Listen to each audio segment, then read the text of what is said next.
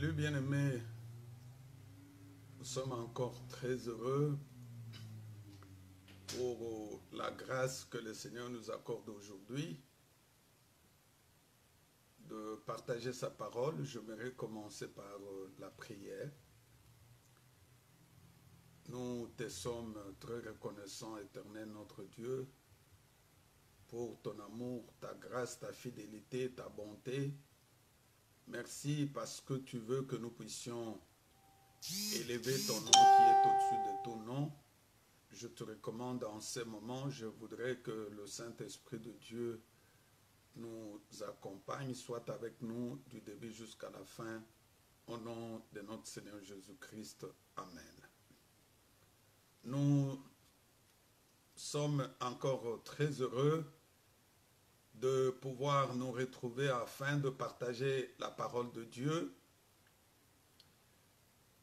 Le thème que nous sommes en train de parler est intitulé « La foi ». La foi, la séance passée, je parlais sur les effets de la foi. Qu'est-ce que la foi produit en nous? En tant qu'enfant de Dieu, la foi produit d'abord l'audacité. On devient audacieux lorsque on a la foi et nous donne le courage, comme ce fut le cas de David devant Goliath. Il n'avait pas regardé son âge ni l'expérience de Goliath. Il était courageux. La foi nous donne l'endurance, le fait de rester longtemps devant la face de Dieu et nous procure la paix, la joie. Mais aujourd'hui, le sous-thème est intitulé « La foi sans les œuvres ». Est-ce qu'il est nécessaire d'avoir la foi sans les œuvres?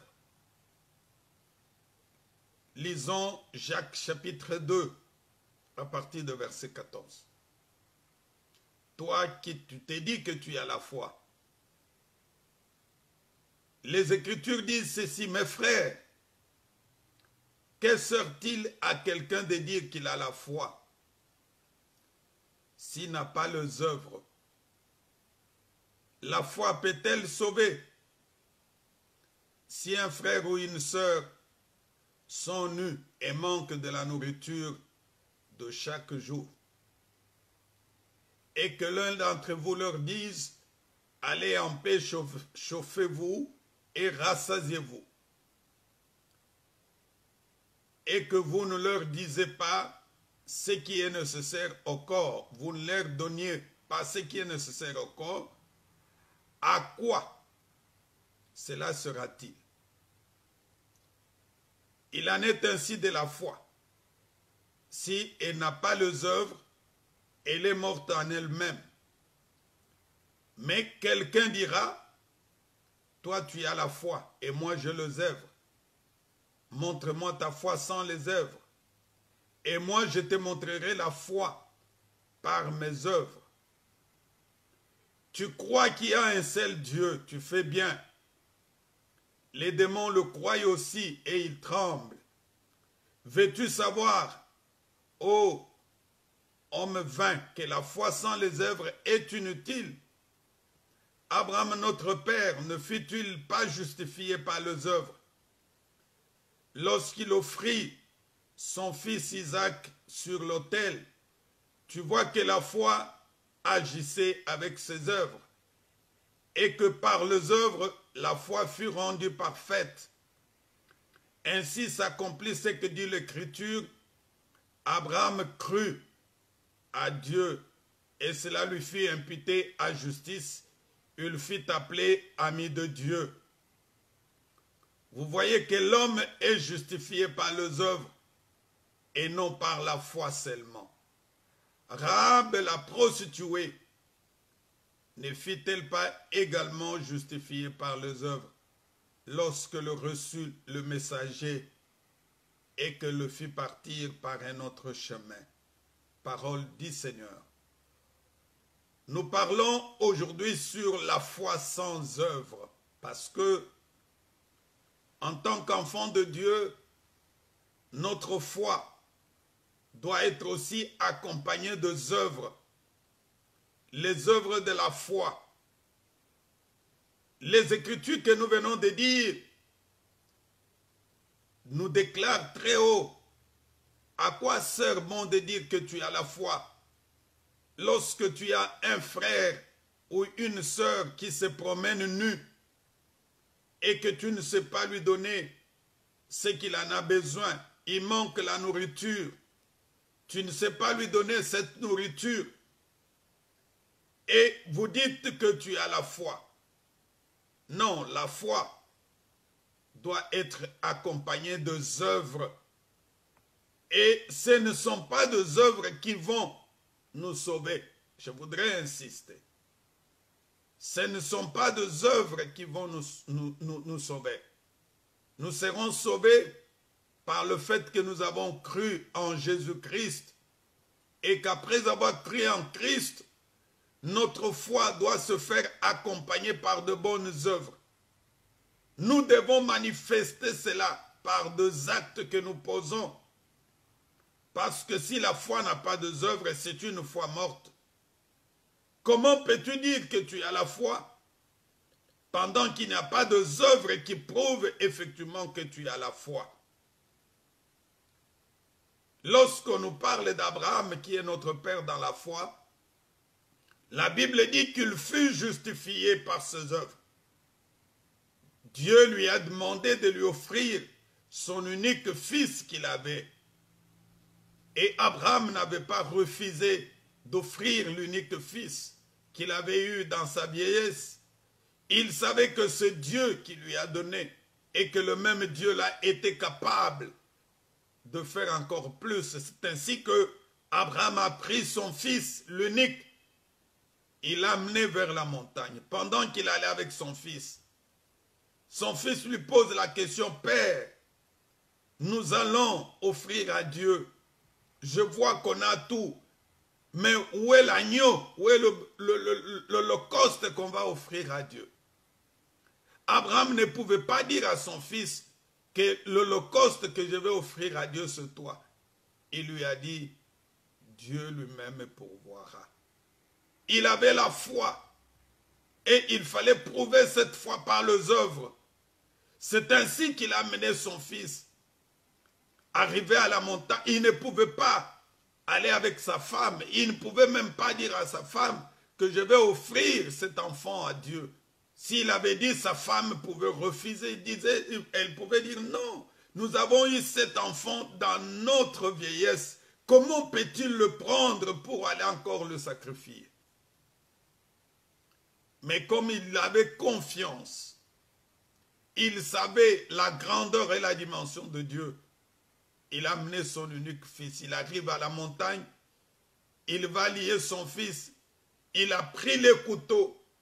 Au moment où il voulait, une voix lui dit, Abraham, Abraham, j'ai compris que tu ne m'as pas refusé ton unique fils. Mais ne le tue pas, regarde derrière. Et quand il a regardé, Dieu a pourvu. À cause de quoi? À cause des œuvres, à cause de l'acte qu'il avait posé. Mon frère, ma soeur, est-ce que la foi que nous avons est accompagnée aussi des œuvres?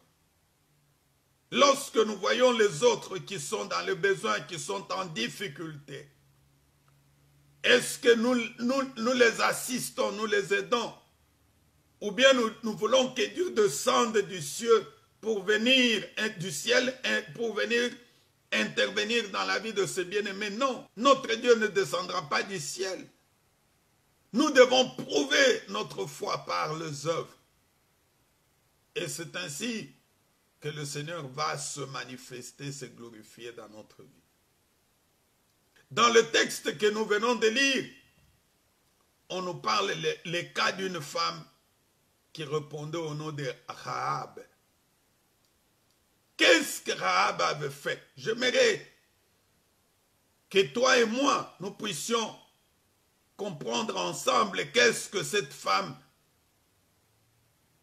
avait fait, qu'est-ce qu'elle avait posé comme acte, dont on venait de nous dire dans le livre de Jacques.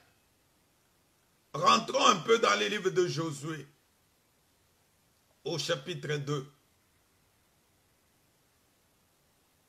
Josué chapitre 2 à partir de verset 1. On nous parle de l'histoire de deux espions qui étaient allés à Jéricho. Lorsque Israël, le peuple de Dieu, devrait conquérir Jéricho, Josué a dû envoyer des espions. Mais quand ils sont arrivés sur place à Jéricho, qu'avaient-ils fait, ces deux espions? La Bible dit, Josué, fils de Nun, fit partir secrètement de Sittim des espions. Il a envoyé des espions pour aller espionner la ville de Jéricho. Parce qu'il ne pouvait pas y aller comme cela. Un enfant de Dieu, avant de faire quoi que ce soit, la première des choses, il doit consulter Dieu. Après avoir consulté Dieu, le Seigneur va te donner des directives. Le Seigneur va te donner la voie à suivre. Et quand tu suis cette voie, tu réussiras dans ce que tu fais. Josué envoie des espions qui vont examiner la ville de Jéricho. Et quand ils arrivent dans la ville de Jéricho, qui les a reçus, c'était une femme prostituée, une Cananéenne prostituée. Il a accueilli les deux espions que Josué avait envoyés. Ils arrivèrent dans la maison d'une prostituée qui se nommait Rahab et y couchèrent. On dit au roi de Jéricho, voici, les deux hommes d'entre les enfants d'Israël sont arrivés ici cette nuit pour explorer le pays. Le roi de Jéricho, envoyant dire à Rahab, fais sortir les hommes qui sont chez vous, chez toi, qui sont venus chez toi et qui sont entrés dans ta maison, car c'est pour explorer tout le pays qu'ils sont venus. On voudrait mettre la main sur les espions que Josué avait envoyés. Mais cette femme, comme elle avait cru, elle avait la foi dans le Dieu des enfants d'Israël, elle va se permettre de faire quoi? De cacher les espions. Parce que si elle les mettait à la disposition du roi et à la disposition de tout le monde, on pouvait les tuer. La Bible dit que la femme prit les deux hommes et les cacha. Et dit, il est vrai que ces hommes sont arrivés chez moi, mais je ne savais pas d'où ils étaient. Et comme la porte a dû se fermer de nuit, ces hommes sont sortis. J'ignore où ils sont allés. Hâtez-vous de le poursuivre et vous les atteindriez. Et les avait fait monter sur le toit et les avait cachés sous le tige d'un lin qu'elle avait arrangé sur le toit. Ces gens les poursuivèrent par le chemin qui mène au gué de Jourdain et l'on ferma la porte après qu'on le fît sortir. Avant que les espions se couchassent, Rahab monta vers eux sur le toit, leur dit, l'Éternel le sait, vous avez donné ce pays, la terreur que vous inspirez nous a saisis et tous les habitants du pays tremblent devant vous, car nous avons appris comment, à votre sortie d'Égypte, l'Éternel a mis à sec devant vous les eaux de la mer Rouge et comment vous avez traité le deux rois des Amoréens au-delà de Jourdain que vous avez voué par interdit. Nous l'avons appris et nous avons perdu courage. Tous nos esprits sont abattus à votre aspect, car c'est l'Éternel votre Dieu qui est Dieu, en haut dans le ciel et sur terre. Et maintenant, je vous prie, jure-moi par l'Éternel, que vous aurez pour moi, pour la maison de mon Père, la bonté que j'ai eue pour vous. Donnez-moi l'assurance que vous laisserez vivre mon Père, ma mère, mes frères, mes sœurs et tous ceux qui leur appartiennent, et que vous nous sauverez de la mort. Ces hommes lui répondirent, nous sommes prêts à mourir pour vous si vous ne divulguez pas ce qui nous concerne. Et quand l'Éternel nous donnera le pays, nous agirons envers toi avec bonté et fidélité. Elle les fit descendre par une corde par la fenêtre, car la maison qu'elle habitait, elle était sur la muraille de la ville. Elle leur dit, allez du côté de la montagne de peur que ceux qui vous poursuivent ne vous rencontrent. Cachez-vous là pendant 3 jours, jusqu'à ce qu'il soit de retour. Après cela, vous suivrez votre chemin. Cette prostituée, cette femme cananéenne, avait accepté d'accueillir les 2 espions envoyés par Josué. Il a pu les garder dans sa maison. Il les a cachés parce qu'elle avait confiance. Elle avait l'assurance.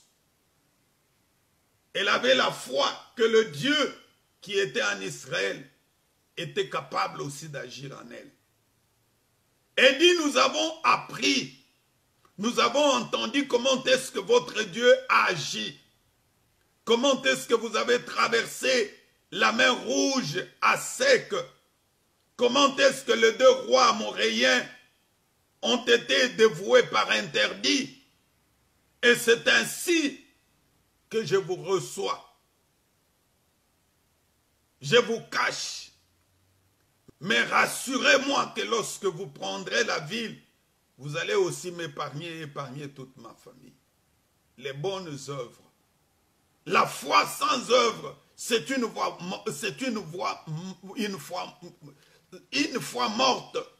Lorsque ta foi n'a pas d'œuvre, mon frère, ma soeur, je te dis que cette foi-là ne pourra rien produire. Cette femme va poser de bonnes œuvres, quelle que soit sa position, parce qu'elle était une prostituée. Vous savez, quand le salut entre dans la vie de quelqu'un, quand Dieu veut effectivement sauver quelqu'un, il ne regarde pas sa position, il ne regarde pas son état d'âme.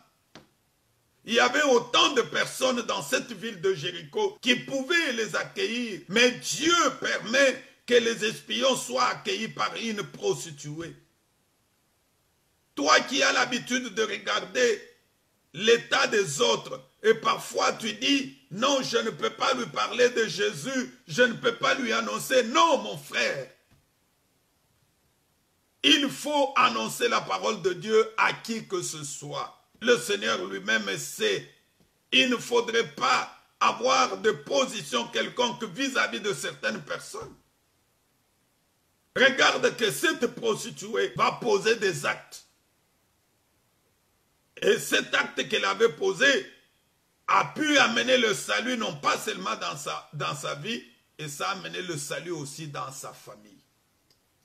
Est-ce qu'aujourd'hui tu es en mesure aussi de poser des actes qui peuvent amener le salut, non pas dans ta propre vie, par ta foi? Tu peux poser des actes qui peuvent prouver effectivement que tu connais la grandeur et la dimension de Dieu. Et quand tu poses ces actes, ça pourra avoir des conséquences, non pas seulement sur ta vie, mais les conséquences sur toute ta famille.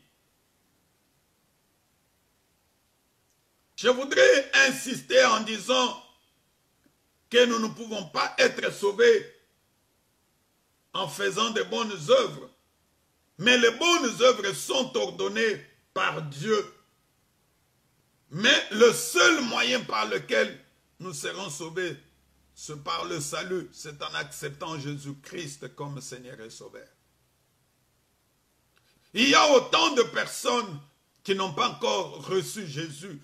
Que fais-tu vis-à-vis de ces bien-aimés? Est-ce que tu as le courage de leur parler de Jésus? Est-ce que tu as le courage de leur annoncer le Seigneur? Une prostituée les a reçus. et une prostituée a amené le salut dans sa vie. Elle a amené le salut dans sa famille. Elle a sauvé non pas seulement sa propre vie, elle a sauvé aussi la famille, la vie de sa famille. Comme la parole de Dieu lui dit, crois au Seigneur Jésus, tu seras sauvé toi et toute ta famille. Qu'est-ce qui va se passer lorsque Israël maintenant a pu conquérir la ville de Jéricho? Josué chapitre 6 verset 22. Josué dit aux deux hommes qui avaient exploré le pays. Là, c'est lorsque maintenant ils sont arrivés dans la ville de Jéricho. Lorsqu'ils ont conquis Jéricho, lorsque Jéricho est tombé dans le main des enfants d'Israël. Il dit, entrez dans la maison de la femme prostituée et faisant sortir cette femme et tous ceux qui lui appartiennent, comme vous le lui avez juré. Ils avaient juré à cette femme que nous allons t'épargner, nous allons épargner toute ta famille. Comme tu as posé de bonnes œuvres sur nous, oui, effectivement, nous aussi, nous allons les manifester vis-à-vis de toi. Les bonnes œuvres vont toujours produire des conséquences qui sont positives dans la vie d'un enfant de Dieu. Il dit, faites-les en sortir et tous ceux qui lui appartiennent. Les jeunes gens, les espions, entrèrent et firent sortir Rahab, son père, sa mère, ses frères, et tous ceux qui lui appartenaient. Ils firent sortir tous les gens de sa famille et ils les déposèrent hors du camp d'Israël. Ils brûlèrent la ville et tous ceux qui s'y trouvaient seulement, ils mirent dans le trésor de la maison de l'Éternel l'or, l'argent et tous les objets d'airain et de fer. Ce qui nous intéresse, c'est ce qui est arrivé dans la vie de cette femme, cette jeune femme prostituée, Rahab, cananéenne. Elle n'était pas juive. Mais à cause des bonnes œuvres qu'elle avait posées, ça lui a donné la vie. Et pas seulement lui, son père, sa mère, ses frères et tous ceux qui lui appartenaient. Bien-aimé, toi qui me suis aujourd'hui, es-tu en mesure de poser aussi des bonnes œuvres de foi qui peuvent aussi amener des conséquences positives comme ce fut le cas de Rahab? Les bonnes œuvres sont nécessaires. Nous sommes créés en Christ pour accomplir de bonnes œuvres. Est-ce que tu poses des actes qui prouvent effectivement que tu as reçu Jésus-Christ comme Seigneur et Sauveur dans ta vie?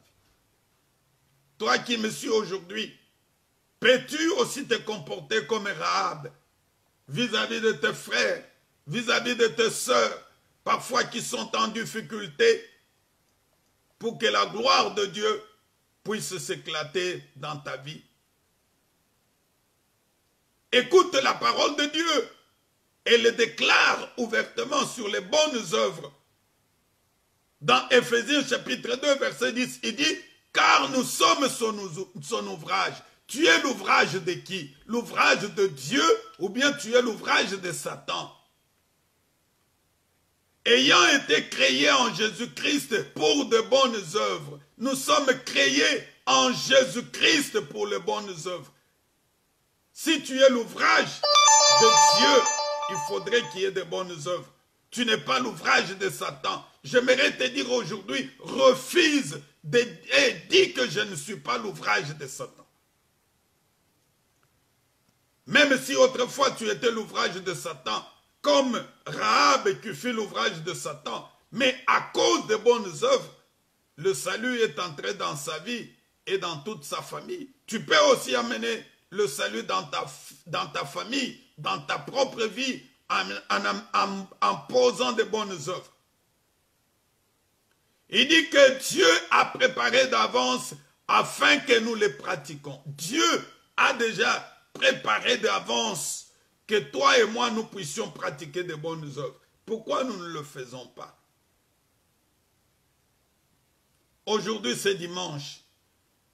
Quelles sont les bonnes œuvres as-tu pratiquées? Qu'as-tu fait pour ton frère, pour ta soeur? Parfois, tu te moques de lui. Dieu ne nous bénira pas tous de la même manière. Peut-être tu peux avoir la possibilité d'être béni, mais que ta bénédiction soit aussi une source de bénédiction pour les autres. Joseph a été une source de bénédiction pour sa famille. Il n'a pas regardé ce que ce frère lui avait fait. Toi aussi, ne regarde pas aussi ce que les autres te font. Daniel a été une source de bénédiction pour les autres. À Babylone, lorsque Dieu l'a élevé, l'élévation ne s'est pas seulement arrêtée au niveau de lui. Il a fait que les autres puissent aussi devenir des intendants. C'est pour dire que les bonnes œuvres doivent être notre vie quotidienne. As-tu la foi? Toi qui m'écoutes aujourd'hui, est-ce que tu pratiques des bonnes œuvres? Est-ce qu'aujourd'hui, nous avons aussi des Joseph d'Arimathée? Joseph d'Arimathée, c'est qui? C'est celui-là qui avait acheté le sépulcre où on avait enterré Jésus-Christ. Les gens qui peuvent poser de bonnes œuvres au sein de l'Église pour soutenir l'œuvre de Dieu. Peut-être Dieu t'a béni. Là où tu pries, il y a un besoin qui se pose dans l'église. Avec l'argent que Dieu t'a béni, soutiens l'œuvre de Dieu. Tu peux aussi soutenir les orphelins. Tu peux soutenir le veuve. Tu peux assister aussi d'autres bien-aimés. Et quand tu le fais, fais-le pour la gloire de Dieu. Que cela ne soit pas un sujet d'orgueil. Parce que la Bible dit, lorsque la main gauche donne, que la main droite ne le sache pas. Faut pas quand tu le donnes, tu cherches à crier pour que tout le monde le sache. Non. Là, tu cherches la gloire, tu cherches la récompense terrestre. Or, nous n'avons pas besoin d'une récompense terrestre. Nous avons besoin d'une récompense céleste qui viendra de la part de Dieu. Mon frère, ma soeur, une foi sans œuvre est une foi morte. Peux-tu aujourd'hui être en mesure de poser l'acte qui peut être un sujet de joie pour ton frère, pour ta soeur? Est-ce qu'il y a encore des Rahab aujourd'hui au milieu de nous?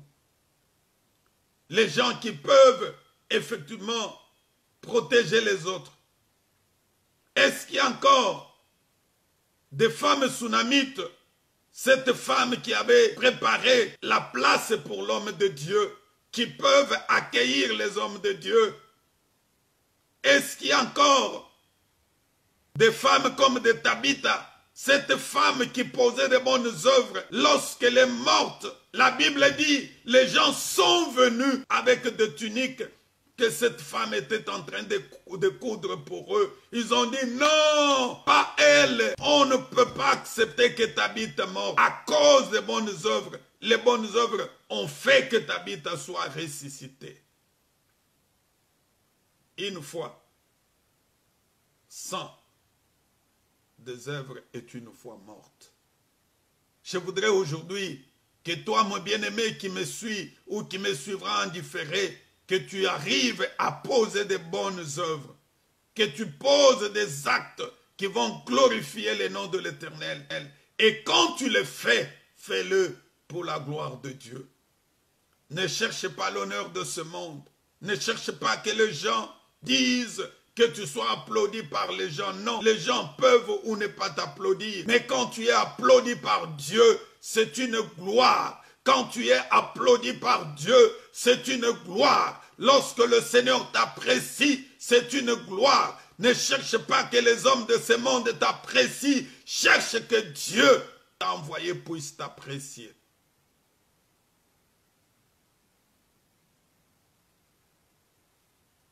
Peux-tu prier? pour que tu sois Rahab, capable de sauver sa propre vie et sauver sa famille. Parce que la parole de Dieu dit, crois au Seigneur, tu seras sauvé toi et toute ta famille. Est-ce que ta famille a déjà reçu Jésus-Christ comme Seigneur et Sauveur? Ton mari, as-tu déjà reçu Jésus? Ta femme, tes enfants. Peut-être tu te plains du comportement de ton mari. Oui, par de bonnes œuvres. Même si ton mari te fait du mal, pose de bonnes œuvres vis-à-vis de lui. Ne sois pas une femme hypocrite vis-à-vis de ton mari. Non. Réagis positivement. Et tu verras que Dieu va se manifester dans la vie de ton mari, dans la vie de ta femme. Je voudrais prier avec toi pour que nous puissions poser de bonnes œuvres. Et que ce ne sont pas ces œuvres qui vont nous sauver. Ce qui nous sauvera, c'est le salut en Jésus-Christ. As-tu déjà reçu Jésus comme Seigneur et Sauveur dans ta vie? As-tu déjà accepté Jésus? Ce n'est pas le fait d'aller à l'église qui prouve que tu as déjà reçu Jésus. Nicodème connaissait la parole. Il était docteur de la loi. Il était dans la religion, mais il n'était pas dans le christianisme. Mais le jour où il a rencontré Jésus, il a posé la question, que dois-je faire? Le Seigneur lui a dit, tu dois naître de nouveau. Il dit, dois-je encore entrer dans le ventre de ma mère pour renaître de nouveau? La nouvelle naissance que le Seigneur nous demandait, ce n'est pas de rentrer dans le ventre de sa mère, c'est de prendre la décision. Peux-tu le faire aujourd'hui? Peux-tu prendre la décision comme Nicodème l'avait fait? Tu vas à l'église, mais tu ne t'es jamais converti. Tu vas à l'église, mais tu n'as jamais pris la décision d'abandonner la vie du péché. Tu vas à l'église, ta vie n'est pas différente avec la vie de païen. Non, aujourd'hui c'est ton jour. Décide-toi. Prends la décision, mon frère, ma soeur. Parce que le Seigneur a besoin de toi. Père, merci pour la parole. Merci pour ta grâce, merci pour ta fidélité, merci pour ta bonté. Tu as voulu que nous puissions partager ta parole aujourd'hui, le salut sans les bonnes œuvres. La foi sans les bonnes œuvres est une foi morte. Je voudrais que tu assistes, mes bien-aimés, pour que nous soyons de Rahab, cette femme cananéenne qui avait reçu les espions. Et à cause de cet acte, ça lui a donné le salut à toute sa famille. Je voudrais que cette parole amène une transformation totale et profonde dans la vie de chaque enfant de Dieu. Au nom de notre Seigneur Jésus-Christ. Amen. Que mon Dieu vous bénisse. Tu peux partager cette parole avec d'autres bien-aimés. Tu peux aussi t'abonner sur notre chaîne YouTube Cité de la Gloire et ça sera une grande bénédiction pour nous. Partager nos enseignements. Tu peux t'abonner sur la chaîne YouTube Cité de la Gloire. Que mon Dieu vous bénisse. Amen.